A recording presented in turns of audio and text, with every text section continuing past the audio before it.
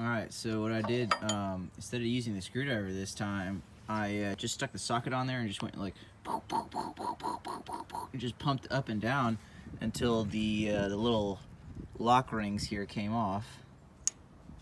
Gotta watch out for those tiny little lock rings, man.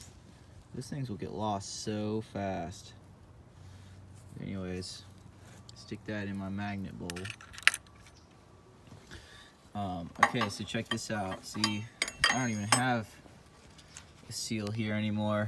It's just totally ripped off. So what I do is I get my little baby vice grips and then just kind of hold the valve from falling in there, pry it up, and then when I'm ready to stick the new one on, just kind of like crimp it on like that, and then just get the new one and then poke it on the top and enough to where you can grab something on the top, and then switch the vice grips to the top, hold the stem, and then push it all the way down.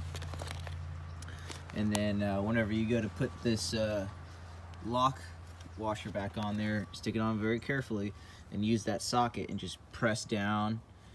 And then if it doesn't work, just keep pressing down and try to get those little pins those little lock pins to go in. And that's how you can do it without having to take it apart if you're just doing the valve stem seals.